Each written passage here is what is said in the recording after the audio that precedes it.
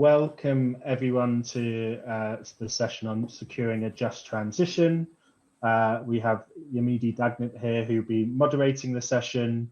Okay, so let's get started. I'll hand over to you, Yamidi, and then I'll come back. Thank you. Thank you very much, Joe. And it's my pleasure. I would like to really thank the organizers for giving me the opportunity to moderate this session. And I would like to welcome all of you to this session on day 2 of the 2022 PWYP Global Assembly. My name is Yemi Daniel. I am the director of the Climate Justice Program at OSF, and I'm pleased to moderate this important session on securing a just energy transition for resource-dependent countries. I will hand over to Joe from the PWYP Secretariat, you have it already, to make some announcements about how to handle this platform.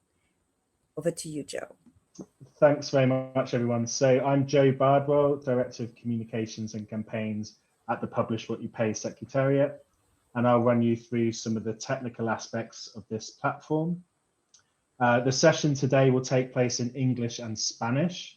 To hear interpretation in Spanish, French, Arabic, English, or Russian, please go to the Sessions tab on the right-hand side of your screen, and in the right area, in the white area, you can see there's a Translations tab. If you click the Translations tab, you'll see an Interpretify box, and you can select your the channel of the language you would like. Please remember to mute all the speakers if you want to hear interpretation clearly. So you'll see there's a mute all button. To access the chat for this session, please look on the right-hand side. There'll be lots of announcements in the chat and help with technical support. Please introduce yourselves in the chat and send a message if you're having any technical problems. On the right-hand side of the screen again, please also feel free to ask questions in the session Q&A. You can do this all the way through the session while speakers are presenting and talking. And once the speakers are finished, we'll be going to a Q&A session. We will take some live questions, but we will only take those in English and Spanish. But you can write questions in the Q&A chat as well. Also, I'm noticing a lot of people are requesting to share their video and audio. We won't be sharing video and audio. We'll only be sharing that from the speakers, so please don't request to share that during the session. And welcome, Sol. Thank you for joining us. I can see you're here now as well. I think, Sol, you can leave to watch for now, as we'll be discussing oil and gas first. And so feel free to press the leave button and come back later. Thank you. Okay, back over to you, Yamidi. Thank you very much, Joe. I wanted to start by acknowledging the important relationship between the Open Society Foundations and the Natural Resource Governance Movement. And I think it is only right that I wish all of you a very happy 20th birthday. And like many of you in the room, OSF is building its climate justice strategy. It includes the energy transition, but I'm going to say very quickly, what our climate justice strategy is about. We're looking into fostering not only just transitions toward low carbon economy, which would include, energy transition, but also transitions towards resilient society, which means, taking into account the issue of adaptation and how to also tackle the unavoidable economic and non-economic losses and damages incurred by climate change. A third pillar of ours also is about mobilizing finance to do those just transitions and to make sure that it is accessible to the communities and countries that need it the most and who have very often contributed the least to the problem and are on the front line. So crucially, we want to make sure that climate also within the low carbon economy pillar, and when it comes to energy transition, we want to make sure that we learn from the past and we don't reproduce the same mistake that has been done when it comes to extractivism and the dash for gas and oil, and to and when we implement, if we consider, for example, the dash to renewable energy, that the climate measures that we put in place don't have unintended consequences, especially on the poorest countries and the communities on the front line. So that's a little bit about why I feel so enthusiastic about this session, and yesterday I understand that there were powerful calls from Publish What You Pay members, young, old, across the world, for a just energy transition that takes into account the historical responsibility of wealthier producing countries. A transition that gives a voice, especially to people living in resource-dependent countries, and meet their needs. So today, we're going to delve deeper into this particular topic, and our session will be organized in 3 parts. First, we will hear a brief presentation on the energy transition outlook for fossil fuel producing countries and some reflections from panelists on what this means for countries reliant on fossil fuels. This is important in the context of the war in Ukraine, and I really look forward, to this conversation that will be followed by a second session on the outlook, for minerals in the energy transition. We will have a brief presentation on that, followed by panelists who will reflect on the need for safeguards to accompany this. And finally, the last but not least session will be a plenary discussions to hear reflections and questions from all of you. And I'm very much look forward to get some support from Eric and from Joe to make sure that we capture some of your questions. But let's start with the first session, and on fossil fuels. We're going to begin our discussion on the energy transition outlook for fossil fuel producing countries. And I will introduce first our panelists and ask that, I do this if they request that they actually share their videos, their audio as well. Do I have everybody? I see Diana. You're going to do the first presentation, but I hope that the other panelists will be able to show up, soon as well.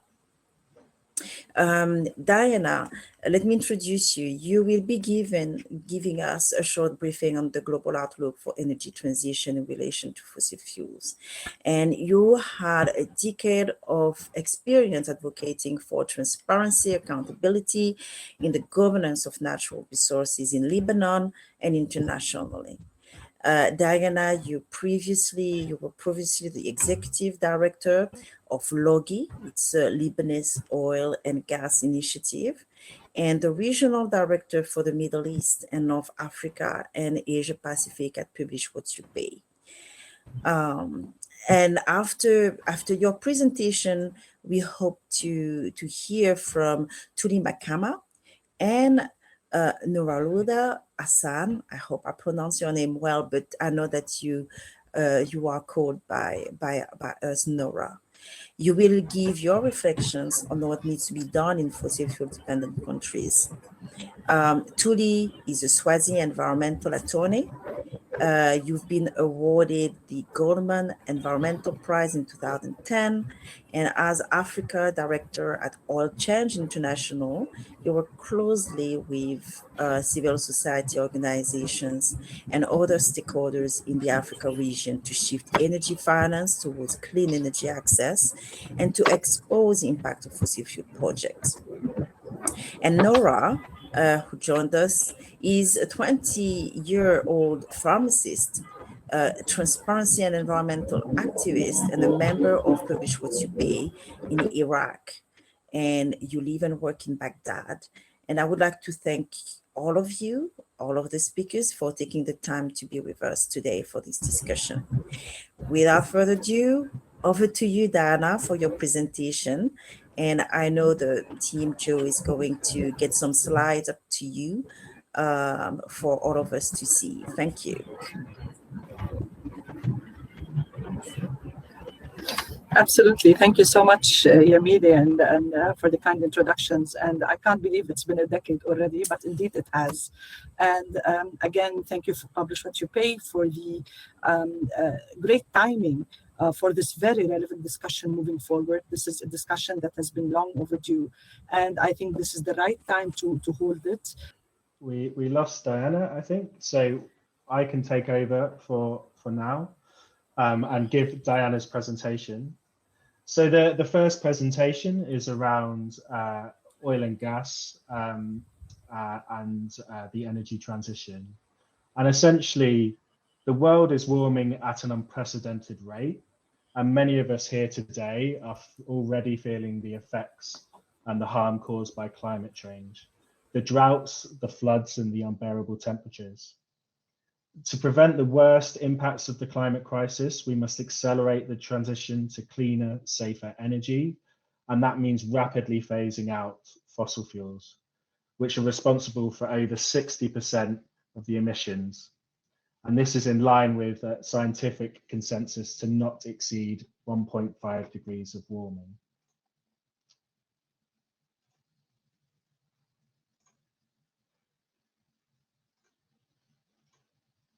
The chart now on your screen shows that the oil, gas, and coal projects which are currently producing will alone blow the chances of staying at 1.5 degrees of warming. That's before new projects are even considered. So whilst fossil fuel phase out is currently too slow to tackle the climate crisis, it is the direction of travel. Investors, countries, and governments have made commitments to varying degrees to move away from oil and gas. And the IMF has said peak demand could happen as early as 2024.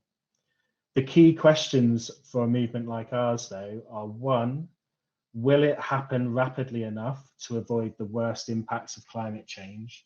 And two, how can it be done in a way that does not further worsen global inequality? As a network rooted in the fight to ensure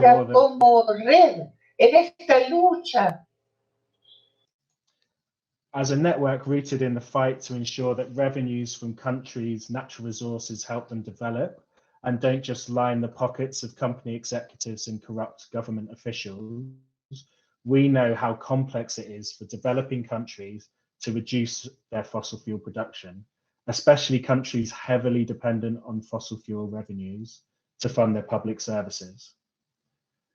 The impact of fossil fuel phase out on the government revenues, energy access, and jobs will be crucial to address that the poorer production countries are not thrown into further global inequality as a result of the energy transition. So left unchecked, the impacts will not fall equally. Richer countries, illustrated here in the green circle, have had time to develop on the back of fossil fuels and diversify their economies, and can more easily handle a rapid phase out of fossil fuels. Other countries in the red circle will find energy transition more challenging and will need international support to make this happen.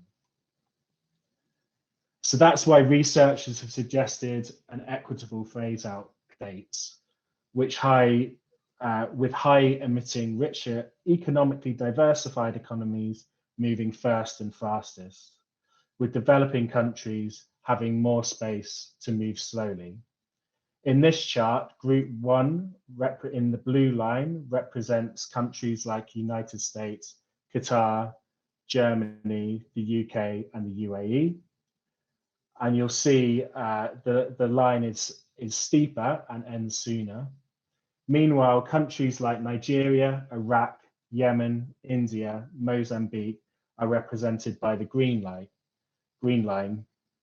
Their phase outs are less rapid and happen over a longer period of time. In summary, rich countries must end oil and gas production by 2034 to allow for fair global south transitions. And this must be accompanied by substantial levels of financial assistance and reparations if poor nations are to deal with the climate impacts while simultaneously developing their societies without access to revenues from fossil fuel production. Either way, production countries need to start readjusting their expectations of revenues from oil and gas projects. Carbon Tracker estimates that with adequate climate action, total government revenues would fall by 13 trillion, and that's 51% lower than the industry expectations. That means there are investments in fossil fuel projects which will never bring the expected returns to government. And knowing the fossil fuel industry as we do, we know it's very unlikely the companies involved in these projects will insulate themselves from those risks, passing them on to governments and ultimately citizens. So there's both a discussion of global equity in the transition, making sure that the countries that have developed on the backs of burning fossil fuels and those countries that have contributed the most to the climate crisis phase out fossil fuels first and fastest and fund energy transition in the global south. But fossil fuel producing countries and countries considering exploiting oil and gas should not wait for permission to reevaluate their projects. Investing in gas and oil is increasingly risky. They need to begin planning for the energy transition to ensure that it's one that helps their country develop and benefits their citizens. Resource-dependent countries that are currently export oil and gas could be leaders in renewables, kickstarting a new era of clean development, affordable energy access, and sustainable revenue. And by the way, emerging renewable energy industries will need to be scrutinized to ensure they are well-regulated, transparent, and equitable, and don't replicate the exploitation and the injustice of the past. So we'll be moving on to a discussion now. I want to invite Nora and Tuli to please share your audio and video so we can have you up on screen so we can move on with the rest of the session. Thank you very much. Yeah. I'm going to moderate, Nora, but so if you can answer the question, to us. So I think now you can hear me and see me, right? Absolutely. Sounds good. As I received the two questions from Joe, and I've read them, I'm sharing Iraq's own responsibility toward fossil fuel and all what happens, and my perspective as I've been working with PWYP for the last 5 years, and what we've seen. Iraq lacks the infrastructure that is needed for energy transition, and that has caused and will cause more problem, as said before in the video about the opening of the Global Assembly. 97% of the general income to Iraq is from oil. That means we're a resource dependent afford to do energy transition nowadays with all what happened in 2014 with ISIS, where we have lost more than 60% of the infrastructure, and that has caused more problem with more problem to be more oil dependent. After which, Iraq has been through a major problem during COVID, and we weren't able, the GPA of Iraq was not able to cover the expenses. That caused a more problem that actually led to now what is called the, how they call it is that the lack of money, the lack of oil money to support the governmental work. That's how the Iraq Ministry of Oil sees it. That's how Iraq Ministry of Finance sees it. But as people, as a person who have been working in hospital during COVID and all the COVID problems and crisis, and people are getting affected. Citizens are getting affected by the fossil fuel. We have had 44 days of dusty storm for the last, maybe each day would be either a dusty storm or high raising temperatures. But activists and especially who are interested in environment are not meant to talk that way, and they can't talk that way. That's the problem. They are not meant to talk that way, or they're allowed to talk that way. Because when you're talking about oil, you're talking about the only resource that brings you money. And if you attack that resource, you are, as they see, you're threatening the living society. You're threatening the ability of Iraqis to live. That has caused a major problem. People want to know that climate changes is a problem and we're going to face, but at the same time they're saying we want to live a day by day. We wanted to have the needed finance for daily living. We need to have the daily, the minimum daily income so we can live. But I think, Nora, you have raised two issues. You know, the tension between the fact that oil being the only revenue for, you know, for your country, you know, countries rely on this for their day-to-day living and livelihood. And at the same time, and that's a tension because they do realize, you know, the impact of climate change. They want to do something about it. But as a result, you know, those activists may be under pressure and very much threatened as well, because they are actually going, you know, after, you know, a very important, you know, lobby and a sector, you know, for the country. So there's also the issue of protection, I guess, of all those activists, you know, because they and the censure, you know, that is imposed, you know, on them, you know, for that. So that makes really the progress more difficult. I hope I captured a little bit, you know, what you have said. But, you know, we can come back to you in a moment. So if the slides are up in this presentation, as in the previous presentation, we outlined the global trend and necessity to phase out fossil fuel extraction in favor of renewable energy. One could be fooled into thinking this is the end of extraction, but actually energy transition is extract. We needed to tackle the climate emergency. So minerals like copper, lithium, manganese, nickel, and zinc are required in large quantities to produce renewable energy technologies. from wind turbines and solar panels to electric vehicles and battery storage. Can you still hear me? Go ahead. Yeah. Okay.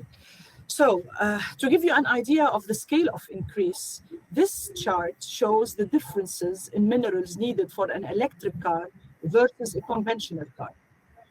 The typical electrical car requires 6 times the mineral input of a conventional car.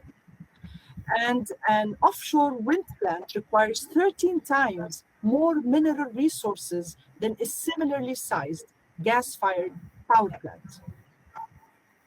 So, demand for transition minerals is set to skyrocket. By 2040, total mineral demand from clean energy technologies will double based on the current climate policies of governments. With increased climate ambition, it could also quadruple. And that translates into revenues. Today's revenue from coal production is 10 times larger than from transition minerals. However, by 2040, this position will likely have reversed.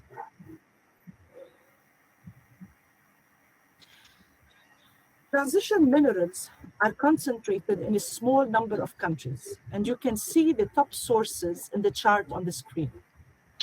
However, NRGI have pointed out that several countries with important reserves of transition minerals need to urgently strengthen their approaches to governance and corruption challenges in order to benefit from the coming boom.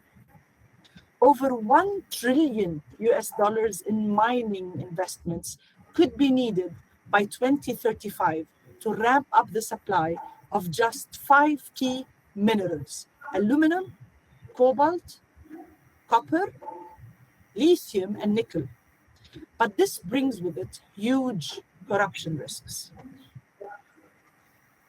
And the risks are not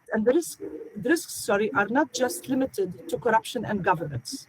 Mining companies have always been associated with harm to the communities and environment when extraction actually takes place. The boom in transition minerals will only increase these unless there is a significant change in how companies are actually operating. Especially as demand grows and prices increase, mining companies may be more tempted to move into areas where the risks to people and the environment are actually higher. Business and Human Rights Resource Center has tracked 495 allegations of human rights abuse between 10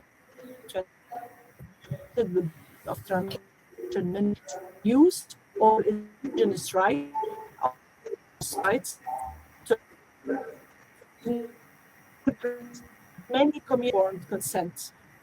These rules that are enshrined in both international law and in UN treaties. So, coming to my last slide. The governance, environmental and human issues related to the transition minerals boom are not new to PWYP, but there is a new urgency to double down on addressing them. A future of where the climate emergency is averted due to the development of cleaner, fairer, renewable energy is possible, but not without cleaning up the mining sector. Countries could benefit from their minerals and use these revenues to fund their own just transition, but not if corruption and mismanagements run rampant. And finally, there are times when communities welcome mining and see a share of benefits, but free, prior, and informed consent needs to be respected, and communities should have the right to say no. Thank you, and over to you, Yamide. We continue with the questions for Tuli, and then we move on to questions for Kay and Sol. Does that sound okay, Yemini? Yes, absolutely. And I'm sorry again, trying to also find different places, to get a better connection, just in case it comes from me. But Tuli, I'm glad that you managed to sort out the technical issue. And yes, so first, let me thank Diana, for your presentation, and they are very much interlinked. But we're going to come back, slightly. And Tuli, I think, the question I had for you was, the role of clean energy in Africa, and how, so there's two actually that I would like you to consider. First, many countries in Africa have considered oil and gas extraction as a pathway to development, and especially because of, lack of access, to energy, and the belief that renewable energy will not be enough, and because of still the cost, despite although the cost for producing renewable energy has plummeted. What are the perception in your view, still in the energy transition as a result of the need for energy transition, and also what you see as viable alternative to fossil fuel projects in terms of energy access, in support of sustainable development? Thank you, Yamid, and thank you, Joe, and everyone else for inviting me. I'm really excited to be in this space and be talking about, stopping the expansion of the fossil fuel industry. It's a topic that's really close to me, the closeness is brought about by the realization over time that, fossil fuel extraction doesn't equate development at all. When you look at the countries that are extracting and those that are targeted for extraction, there are certain hallmarks that you see, which I think are hallmarks of the industry, the fossil fuel industry. And one of those that I will talk about is how, for instance, the benefits of extraction do not remain in the continent. In fact, the continent, when you look at analysis and data, it shows that the continent actually bears the cost of extraction, but it gets very little in terms of benefits from the extraction. The profits from the fossil fuels industry is actually divided. If you do it in a pie chart, you find that about 33% of the profits actually remain within the continent. And then the rest go to Europe, Asia, North America. So Africa only, gets to enjoy 33% of those benefits.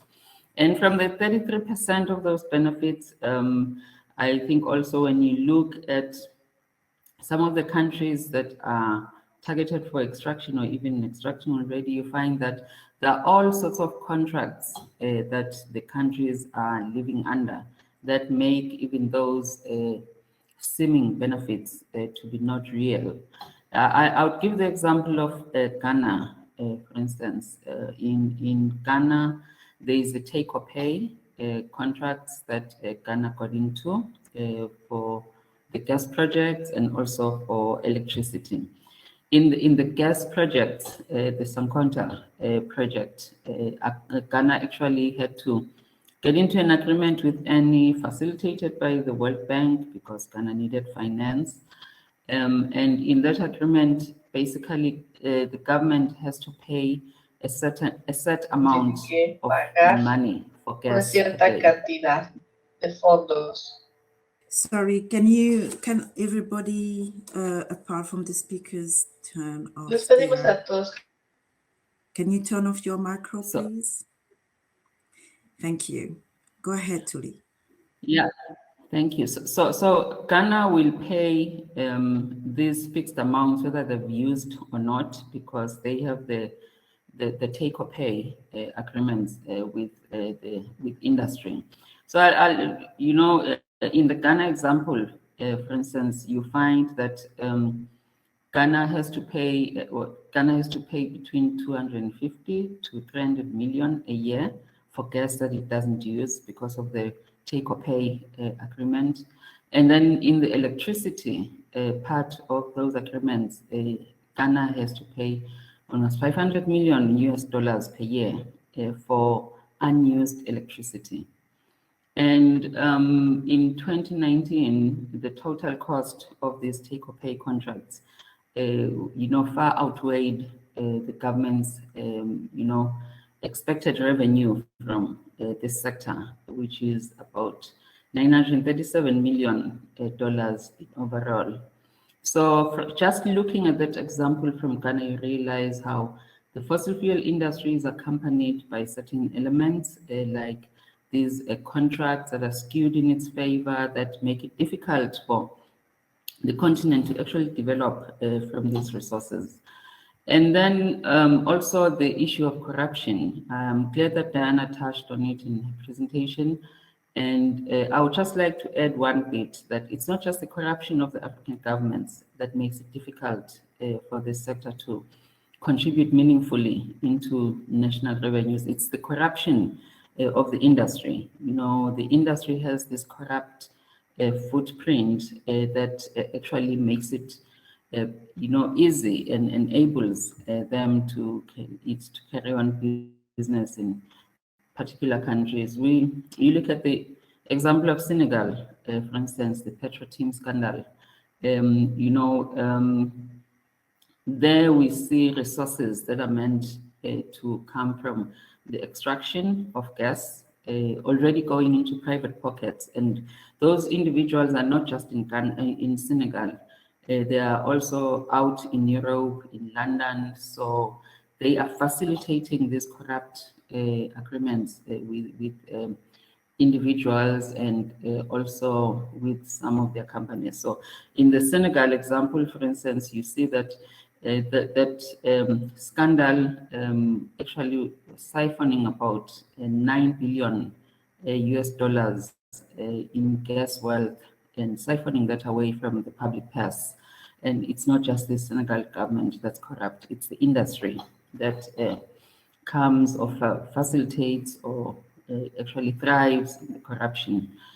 And so when just looking at the footprint of the industry in the continent, they talk about jobs. You hear stories about how the industry is contributing to the job market in the continent, and that is also not true because statistics tell us that, you know, the whole extractive sector combined in the continent actually contributes to just 1% of the whole workforce in Africa.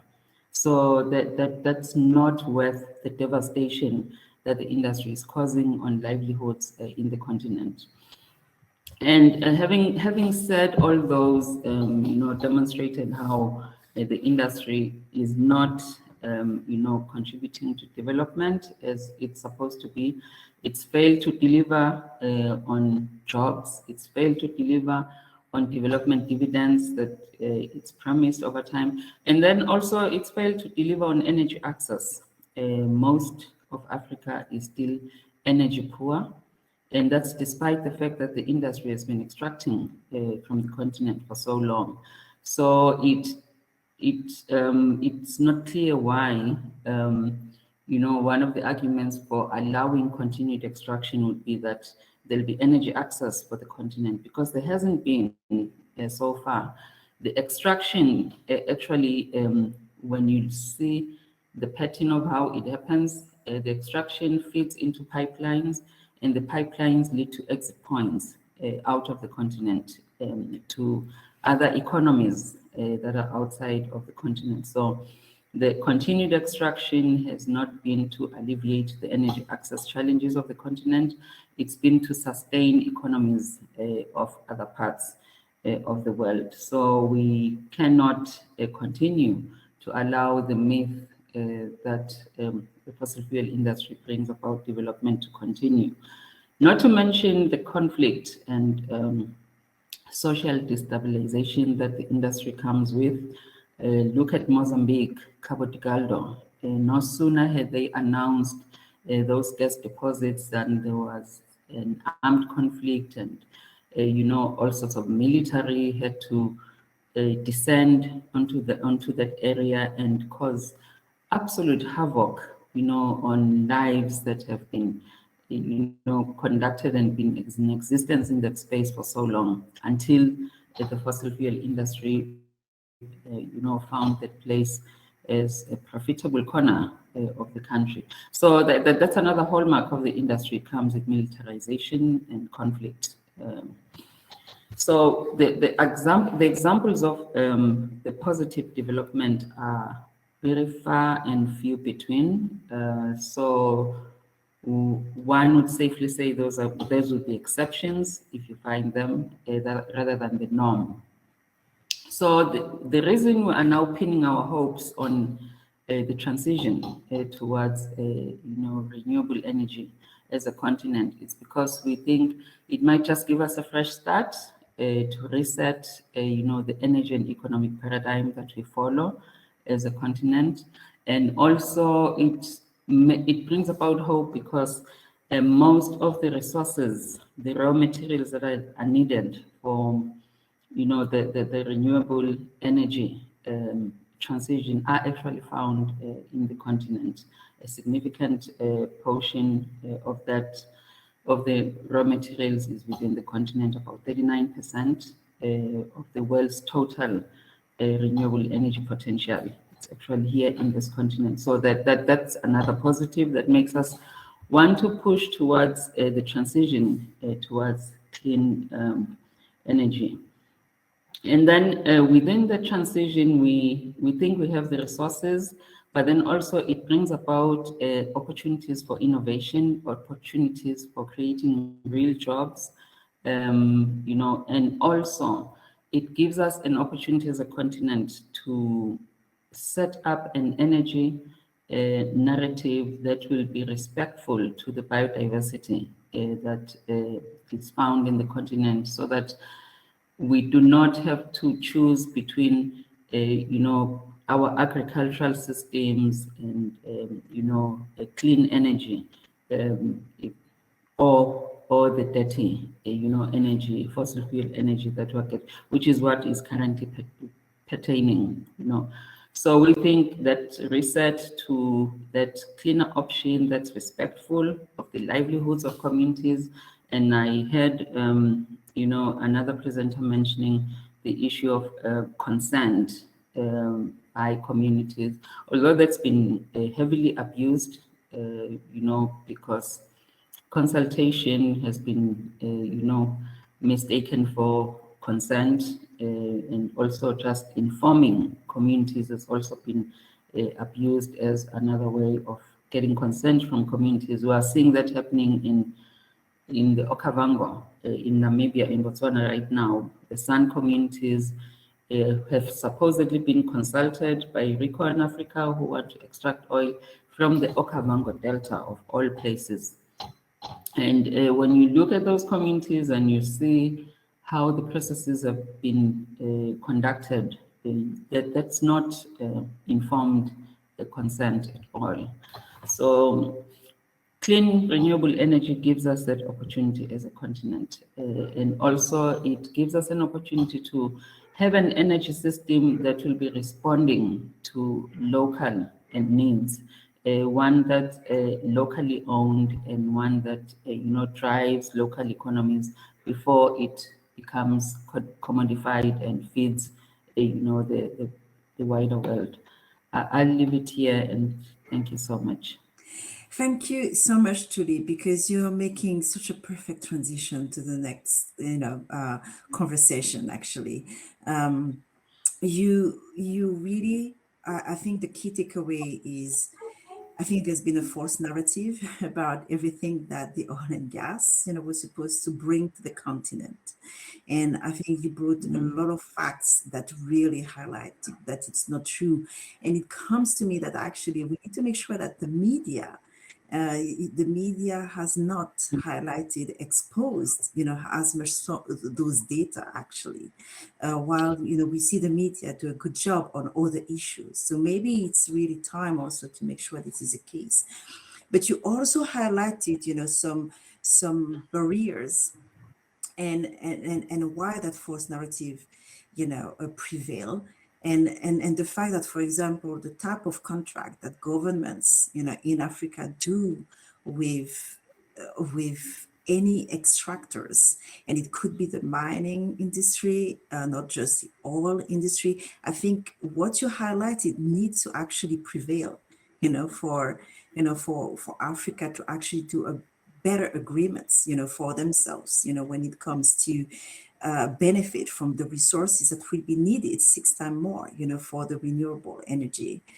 But, you left us with a sign of hope about the innovation, the jobs, how you, and if we get that energy narrative and we own this energy narrative, and if we do actually some of the safeguards that I think we're going to discuss, and that you highlighted, if we do not repeat some of the same mistakes that we did with the oil and gas industry.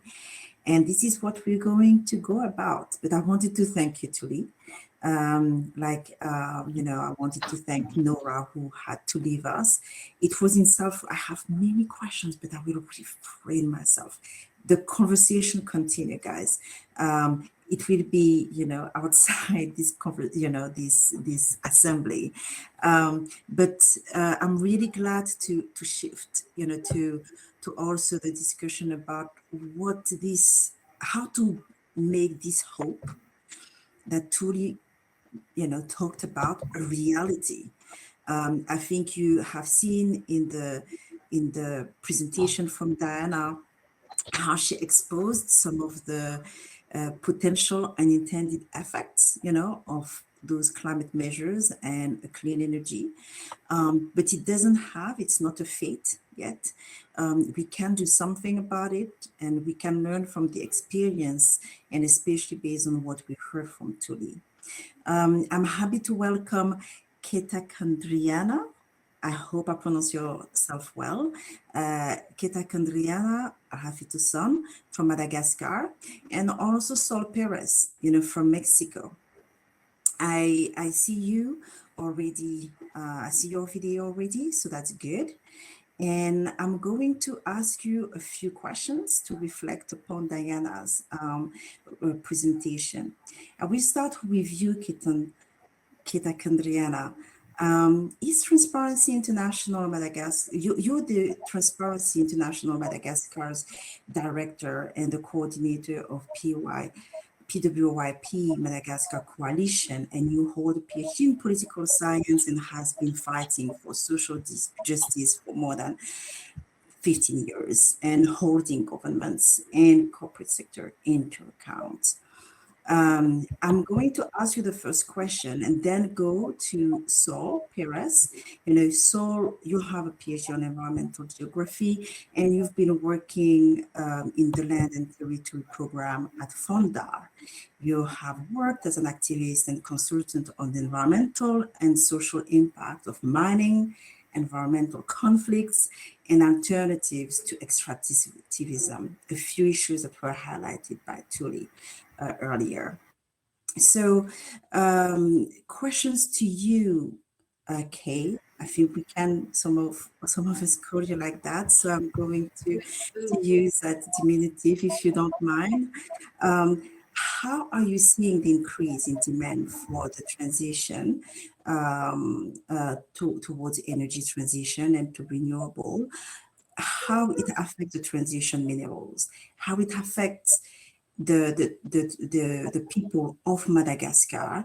And in your view, should the governments be thinking about this as an opportunity to increase government revenue, or as a risk to local communities? Do we have trade-offs? Can we have win-wins? Yeah. Thank you so much, Yamide, and hi everyone. It's a pleasure for me to be here today representing our coalition in Madagascar and discussing about this really interesting topic, timely topic worldwide. As our colleagues have highlighted previously, demand for minerals like lithium, cobalt, copper, and nickel is expanding as companies race to produce the technology needed to support the energy transition, from electric vehicles to solar panels to wind turbines. In Madagascar, which is already affected by climate change, the Ambatuvi mine is extracting nickel and cobalt since 2014 in the Atsinanana and Aloja regions. This mine is ranked as the 5th position of world producers in 2021, with 2.34% of world production and 3% of refining share globally. The Ambatuvi mine produces 5,600 tons per year of refined cobalt and 60,000 tons per year of refined nickel. For the moment, I can say that in Madagascar, the level of extraction of nickel and cobalt is quite stable, and communities around the Ambatuvi mine are not really complaining compared to those living around the QMM company, which is a subsidiary of Rio Tinto, who has been extracting ilmenite, which is a major source of titanium dioxide, 2009 in southeastern Madagascar. But the impacts on communities may increase rapidly as the worldwide demand grows if strong monitoring policies are not adopted right now. Communities may then be as heavily affected as those living around the QMN mine. Since the start of this extraction in southeastern Madagascar, local fishermen have, for instance, complained about water contamination, deforestation, loss of earnings and livelihood, and health issues which particularly affect children. The situation triggered our coalition's attention, and we conducted 2 series of research among the affected communities in 2020 and 2022 to learn more about people's grievances and demands. So I'm going to just share with you some of the results that we found out during the latest phase of our studies. So we launched this in May of this year, and the results show that 96% of the villagers surveyed around the QMM Rio Tinto mine felt negative impacts of the mine. The 3 most significant changes that villagers report since the mine beginning of operation are, first of all, the degradation and destruction of the natural environment and access to natural resources in the region, especially forest products and reeds used for handicrafts and traditional rituals. Secondly, the degradation of water quality with accompanying health and livelihood issues. Thirdly, the decreased access to land and fertility of the soil, including lack of pasture for cattle, with detrimental impact on food security. Moreover, it appears that 27 species of fishes have disappeared due to the mine, according to villagers, leaving only 4 of them to be fished. Then villagers see the degradation of the natural environment as being the worst of all of these impacts, since it affects all of other areas such as income, expenditure, quality of life in general.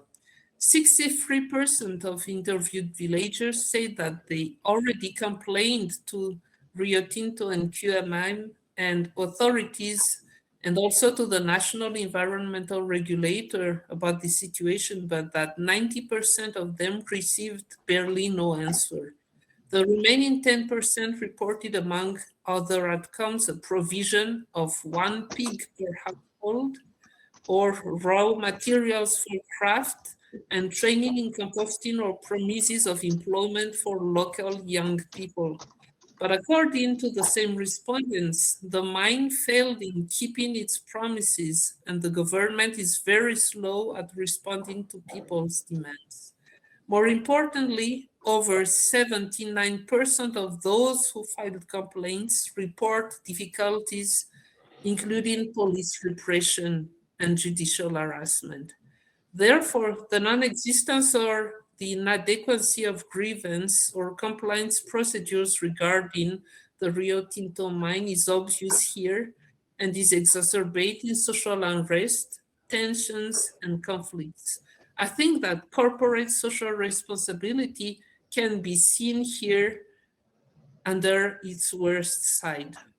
Among the latest protests which arose from the grassroots communities, we have those of October of last year, during which fishing communities from the villages bordering the mine in Fort-Dauphin staged a protest to demand action and concrete compensation for the degradation of their living conditions caused by the mining.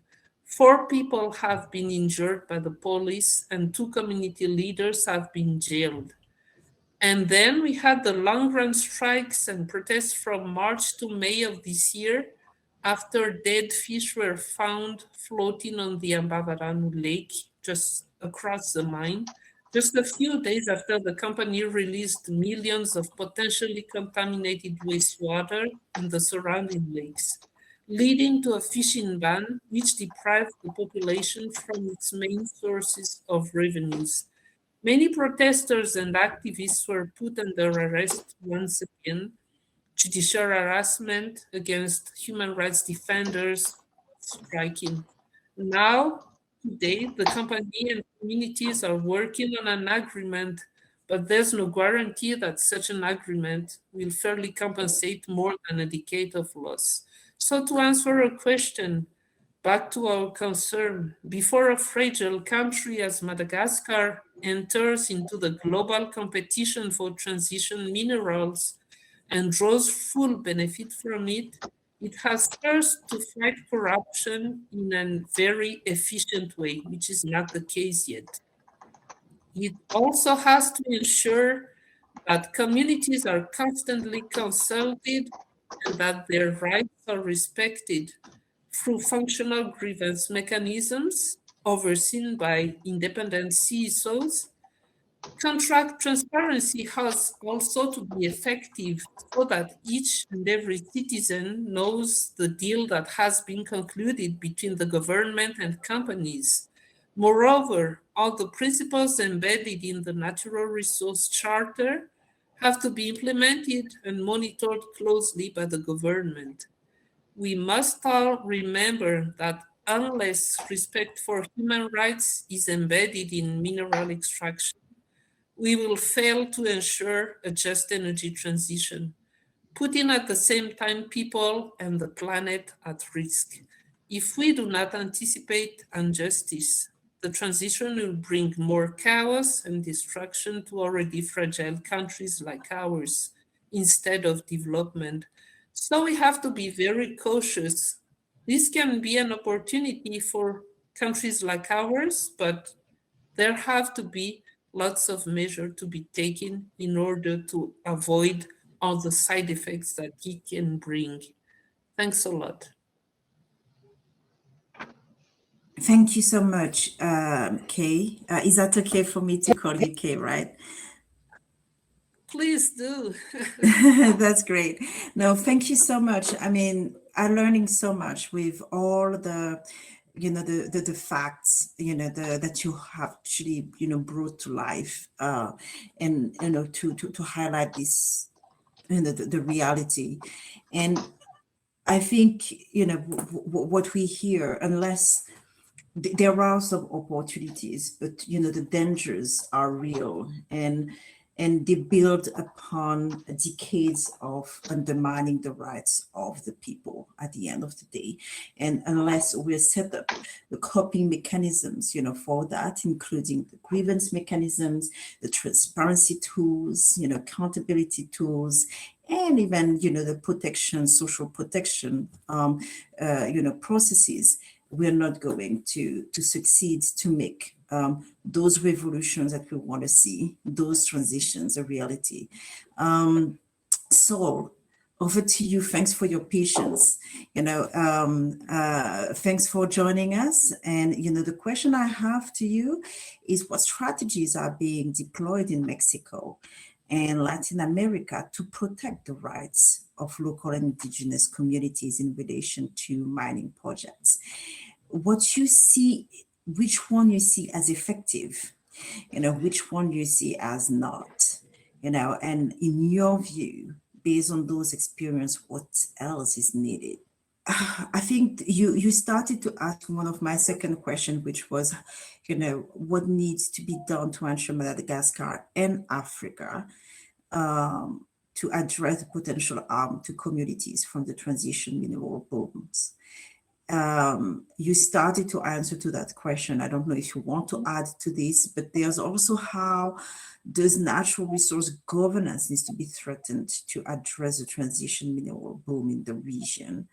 Again, it's all related. You started, but do you want to to maybe give a summary of what you think are the critical, ways to do that? Yeah.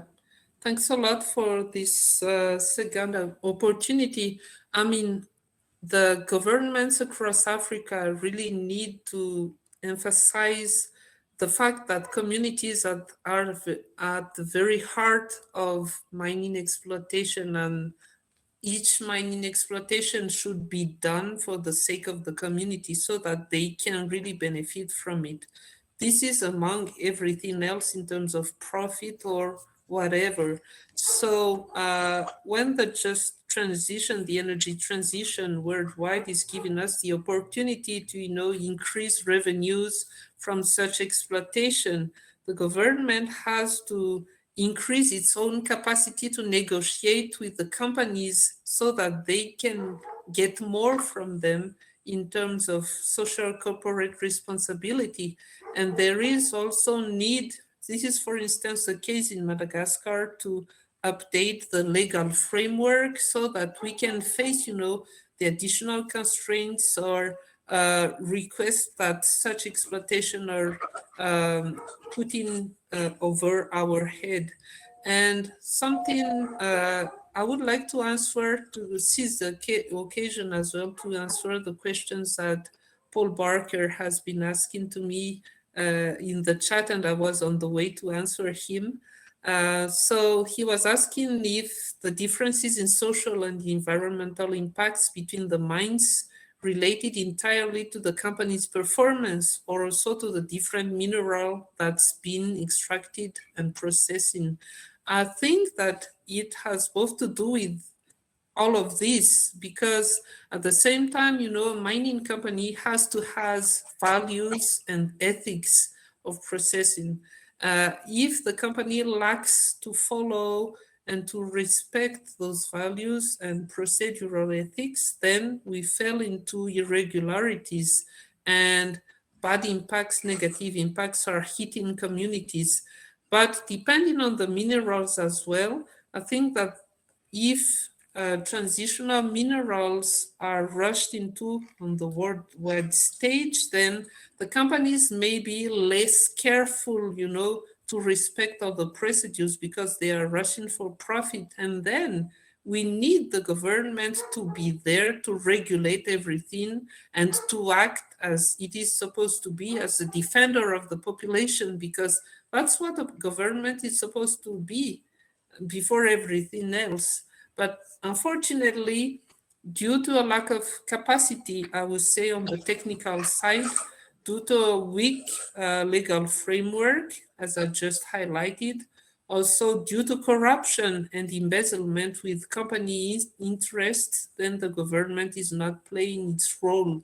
And so therefore, we really need to work on the governance of the mining sector in all of these ways, and update as well the regular framework and the principles for environmental ethics and safeguards that rule our countries. I think that by doing this way, we can increase our chances to benefit more from, this opportunity. Thanks a lot. Thank you very much, Kay. I'm going to raise a question, from the people in the audience, as we're going to get into plenary. Unfortunately, we have lost most of the other panelists, and there were specific questions addressed to them. So I'm sorry if we would not be able to ask, those panelists. If, there are, however, questions to Kay, please, let us know. And I think, one of the question, let me give me just a second. I'm going to read it again. One of the question is, if on a scale of 1 to 10, if you were to rate the potential of the energy transition to improve human conditions, what scale would you use between 1 to 10? Oh man, that's a tricky question. I would take Yes. I would put a 5 because we have to be reasonable. We all know that we need, this transition, especially on what Tuli has exposed, the need for our countries to advance on energy sources and stuff. But we have at the same time to be very cautious. So it will be 5 for the moment. If we put into place all those measures and the mitigation process that have been suggested, I think that we can rise the number to 7. I mean, in terms of interest, but let us monitor these. Things are moving very fast, especially regarding to the war which is happening in Ukraine now. We know that prices are, increasing at a very fast track. So let's monitor it, and then you can ask me that question again in 6 months. Yes, no, that's good. But on the contrary side, if you were to rate the actual energy efforts, where we are on the energy side, how would you rate it compared to what could be done? So today the energy is still something which is, so Sol is here. Sol, do you hear me? Do you hear us? Yes, can you hear me now? Yes, so I'm going to come back. Let me get Kita to answer to that question, and then it's going to work. We're resilient. That's great. Yeah, no, for the moment, I would say, cool. I will just finish, Sol, and then I'll give the floor to you. Yes, I will give a rate of 4 for the moment, Yamide, and I think that we can reach 7 on that scale very rapidly. But once again, everything depends on the context and the willingness of, it's a matter of political sides of all the counterparts and stakeholders of the sector. So, but I will leave it here. I think that Sol has lots of things to share with us on that perspective. For listening to you. Thank you so much, Kay. And so I'm so delighted that you were able to, for your perseverance and for being with us. One of the questions that I have to you is, what strategies have been deployed in Mexico and Latin America to protect the rights of local and indigenous communities in relation to mining projects? How effective you found them, what worked, what did not, and what you think is needed on top of what has been put in place.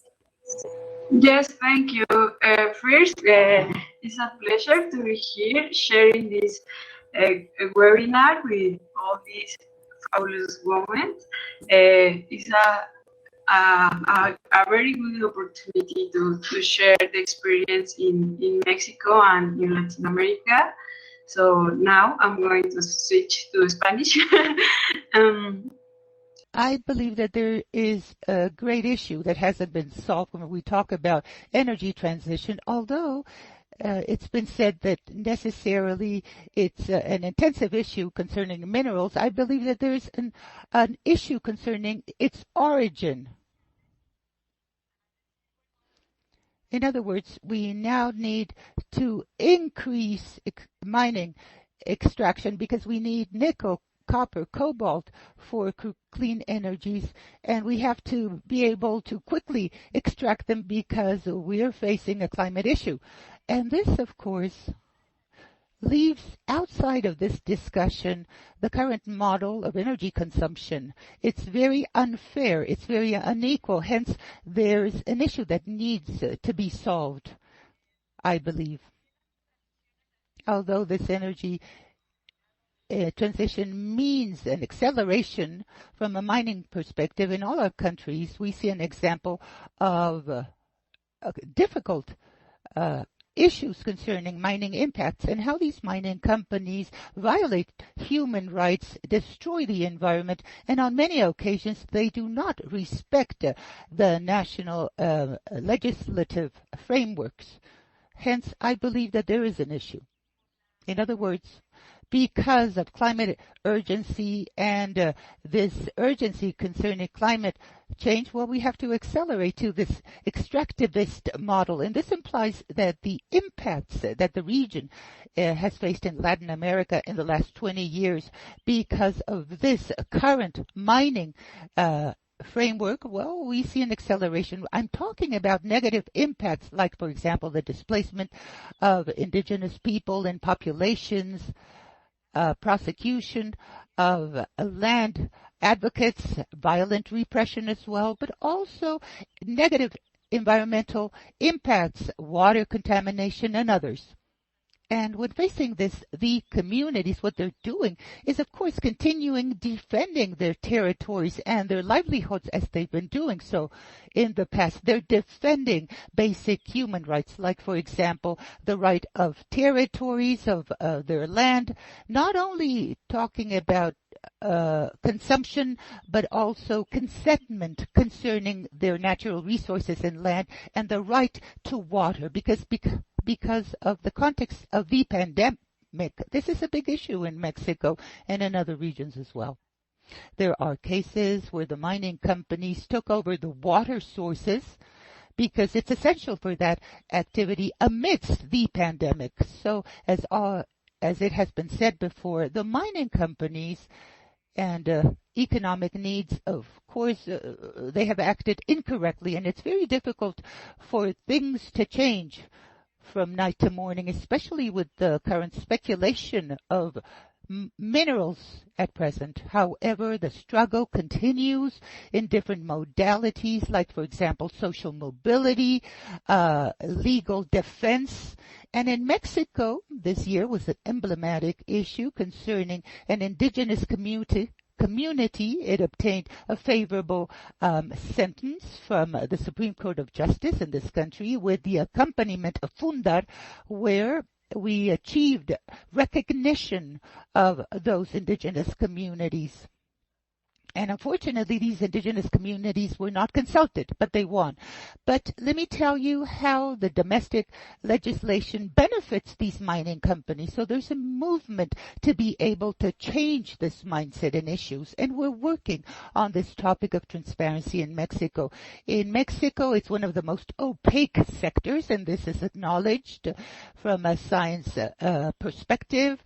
The AT Association as well, and the mining companies pay 25 cents per hectare in Mexico, not taking into account the metals that are being extracted. Hence, these contracts benefit these companies. So it's important to understand this fiscal information. So it's very important for transparency to take place. And in ending, I wish to say that the extraction of copper, lithium, and other minerals should be truly an alternative for a transition.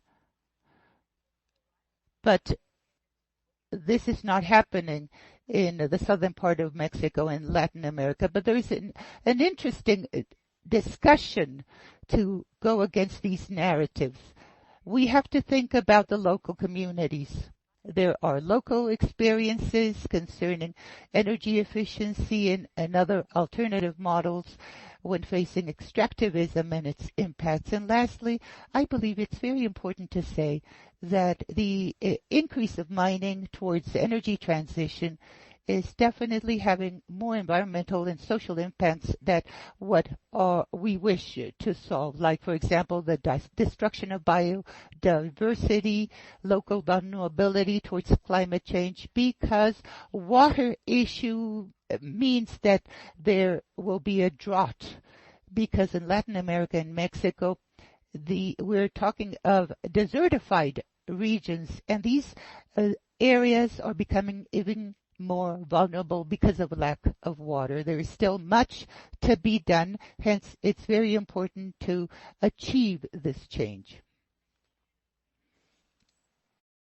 Thank you very much, Sol. Muchas gracias. I'm not going to give this everything. I actually rehearsed a little bit of my Spanish listening to you, but you highlighted, the big paradox, right? What we're trying to do, with the energy transition, if we're really serious about the just, before it, is actually to avoid what could very much happen if we don't do that. It could, the objective, for a better well-being, better quality of life, the rights to water, those basic, rights, those human rights, can be all undermined, with the loss of all the biodiversity and the deforestation, if we don't put all those safeguards, that you alluded to. So I think this is, how to fight that paradox, and how to make sure, therefore, we transition from 4, 5 to the 7, on rate, for this energy transition is important. I have a last question for you, Sol, and it's a big question, and after that, Kay, you feel free to also answer. And in my question, I'm going to also include a question that was also raised by one of the participants, and this is the following. Now we looked very much in what was happening in different places in the globe, regionally and even locally. Now, what do you think needs to be done at the global level to address the risk of increased demands around transition of minerals? And what role should the international networks like PWYP do to complement all the efforts of activists on the grounds? And I think, you can give your experience as an activist in Mexico, right? But what you think needs to be done internationally? We do have the Escazú agreement, but what more needs to be done, including, in the forum of climate change, where we don't see, and there's not a lot of conversation on the minerals. And someone, raised, it was Daniel Makase Mahamba, from DRC, who asked how, in particular, transparency in the extractive industry can be strengthened in the context of political and security crises in a country. It's not, DRC is very much at the center because, so much minerals are there, but it's not just DRC. So what could be also done internationally, and that can trickle down to national responsibilities and pressure to really work for the people, with the people? Yes, thank you for the question. I feel that we must recognize and change our global narrative. We need to have a critical narrative, and we need to make this narrative visible for everyone to learn that if this global energy transition has got some differentiated impact, and that it is not fair that we are seeing this transition without considering these clean energies in some areas, while in some other areas this is not taking place. Though we do need to change this narrative, and we also need to think globally. What is needed, not only in terms of what we need to do, but also a paradigm shift in our social political system. Why? Because the existing power relations and the capital accumulation is sometimes leading us to this point of this limitless accumulation where we feel that the earth is limitless in terms of resources, and this makes it a little bit more vulnerable. We are seeing more marginalization, human rights violations, and all of this is making us more vulnerable to climate change. So we do need to have this discussion globally. And lastly, what else can we do in terms of all of this? Well, I think that to us activists, it is important to just start anticipating the voice of national coalitions and organizations to make the existing issues more visible. For instance, in Mexico, we have talked about the strong issues that we have noticed in the Pacific area. We have even worked with the Secretariat, with the ministry.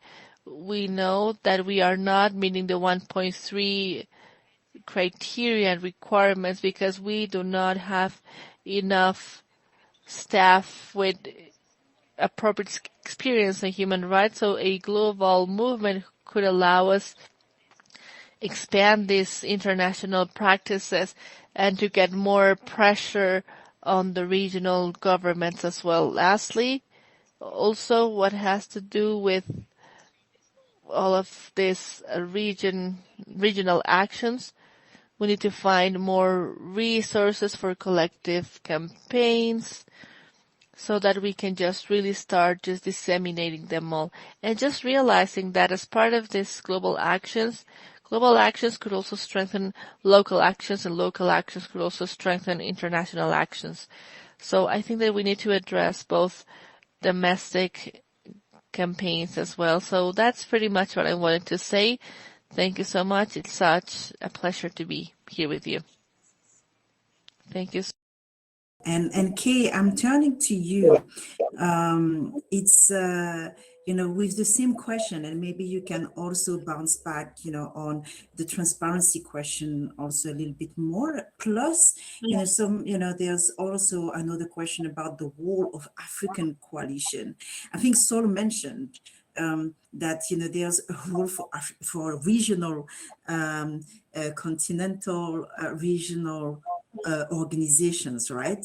And to really play that nexus between the international, the national, and the local, and the need to make all of these visible, and to get more data and to amplify the voices of indigenous people, and to make sure that those stories are not coming from an intermediary. It's coming also from the source itself. So Kate, what do you want to add, and on the coalition side especially, and on the transparency on what needs to be done? There's COP27 coming up in Africa. What opportunity does it offers?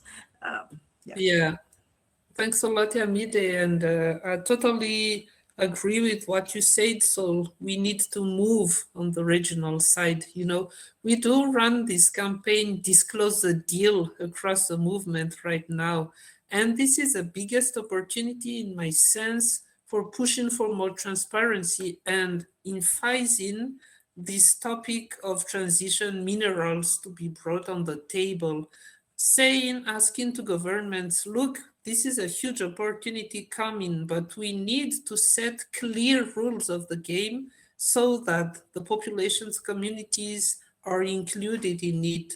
So I'm dreaming, of a kind of worldwide chart on transition minerals, in which there will be consultations of all stakeholders, especially communities from all the regions, And then our coalitions, Publish What You Pay coalitions, will be working on that, you know, to bring the voice of the voiceless on the table and say, this is what we demand for before we get into that big game. And I think that this Disclose the Deal campaign is something that we already have. It is a big asset for the movement, and we have to make the most out of it. And as you say, the COP27 is coming in Africa, in Egypt.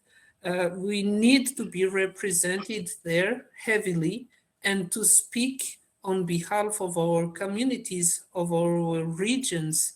And I also think that we need to strengthen, you know, regional work and coalitions around this topic. For the moment, we are working apart from one another. I would say we are all doing great work, but on a country level. But I would suggest that we get together and really reflect on what we will bring as a joint statement to the COP27, as we cannot miss this occasion. And we have to remind the world players that, you know, climate change is happening, it is already a reality, but we need to also anticipate what is coming in terms of energy transition. This is a big topic that we need to highlight, really. Thanks a lot. Wow. Okay. So I could not say things better. This is why, you know, you need to be at COP27. I've been in COP many times. I've been a negotiator. I've been a think tanker.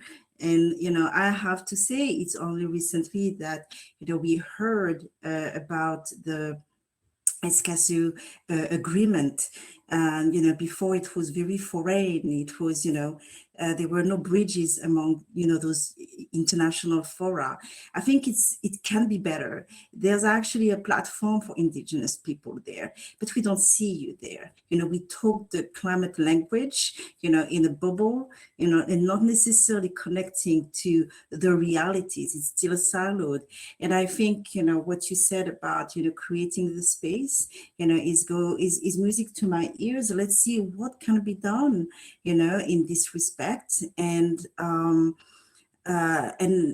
especially in a context where after 3 years, you know, of COPs, it's the first time it's coming to the developing countries, to the South, with the continent, and the next 3 COPs actually are going to be in the global South. So, you know, that's also an opportunity, you know, to push for, you know, some of your requisites. So now, actually, I am going to, I don't know if there's any other questions. I'm going to wrap up. I wanted to really thank you all, you know, for taking that time. It's I don't know if I can really give justice to everything that happened, that was said, but first let me thank, you know, the panelists, all the panelists. I learned a huge amount today. I knew it was dear to my heart, and I think, you know, this is why I was so honored to be a moderator today. But actually, I learned so much more, and I would like to thank you, not to come just to expose and to express, you know, how it relates to your life, but to bring data. You know, very often, you know, we're saying there's not enough evidence. There are evidence, and it's very important that, you know, we heard that. So I would like to thank the organizers, PWYP, and the secretariat and the panelists for really, you know, coming with amazing voices and very compelling data as well. You know, we heard, you know, from, I think the narrative is, there's hope. We can really make this transition work. It is needed. The concept of the just, you know, transition is hopeful, but only if we take, you know, the just element seriously. It's very easy that we can just go from A to B without making that justice a reality. And we heard, the participants, the presenters, give some hints as to what would be needed to make sure that it is, a transition that works for the people, with the people. And we know that where we are, the statu quo doesn't work. There's false pretension that actually the oil and gas, the fossil fuel economy, is actually delivering the jobs that we need and the quality of job that we need and the development and well-being. There's a lot of data now showing that it is not the case, and we need to do much better. And we heard, Nora, about the huge challenges for highly resource dependent countries, but also the necessity for actions given the harm the climate crisis is already having in countries like Iraq. So it's really acknowledging that those countries who contributed the least, those countries, in development, and very more vulnerable also to the climate crisis, needs to be to get the cooperation means, the tools, the support to also shift, especially when they are so dependent on what is currently actually harming lots of vulnerable population. Who benefits is also key. I think we heard from Tuli that often the countries producing fossil fuels are not actually seeing enough benefits. The corruption in governments, but not just in governments, also in the corporate sector and internationally outside the boundaries of the countries are crucially important to expose and to put scrutiny upon, the effectiveness to deal with corruption, how effective we are is going to really give some impetus on how, we are going to make sure that, that transition is also just. Kay outlined, some of the significant issues that mining can cause for local communities, harm to water supplies, for drinking, for the health, damage to livelihood. And as a consequences, actually the income, very often, the quality of life has actually been reduced and not made higher, while the profits from those companies and mineral companies have increased. And we heard from Sora about the impact of mining industry on indigenous community, how laws are often been set up to benefit mining companies, actually, that the increase in mining for transition minerals is likely to increase harm if we don't put those safeguards, and we need to work together to address this. And we finish with that reflection about the grievance mechanisms and the protection mechanisms that needs to be put in place, the legal empowerment, for environmental and climate activists, also the safety and health protection net, if you like, that needs to be considered, but also looking at opportunities, not just locally, but the need to have the international community to use international fora to really look into create those worldwide charts and a compendium that really push for the pressure from international to national to really get the safeguards, the safeguards rights. And it's not a done deal. There's a lot of work that needs to be done. The COP provide such an opportunity, and there's a desire, I think, among all of you to eventually pull yourself together, because there's a lot of great work happening in different parts of the world. What Kay's doing, what Sol, Tuli, all of it, how to bring that all together to really make a strong statement that's really owned by what is often seen the voice of the voiceless. So a lot to think about.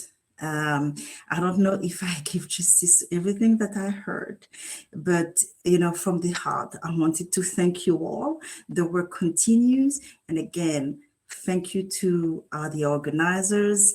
And it continues. The assembly continues, right, Joe?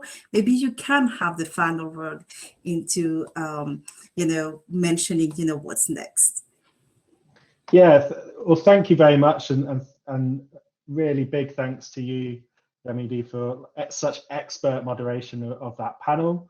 Recognize the technical difficulties we had. This is the first time we've done an online global assembly, but we're also bringing people from across the world, and with that diversity, we get connection issues. But I hope all of you have really been able to take away something from this discussion. Also want to say a big thank you to the interpreters who have been doing an excellent job behind the scenes, taking what we're saying and making sure we have it in all languages. Like I said, we haven't done a global assembly online before, so we're trying to learn from this experience, and we'll be posting a survey in the chat. So please do take the time to fill out that survey. And then next up, in 10 minutes, we have a networking session. And this is such a crucial opportunity for us to be able to connect one-on-one and meet each other. And we did this yesterday, and it was excellent. So I really encourage you all to attend that networking session and the rest of the global assembly throughout the week. So yeah, thank you very much. Thank you, Yamidi. Thank you to all our panelists, and thank you to everyone watching.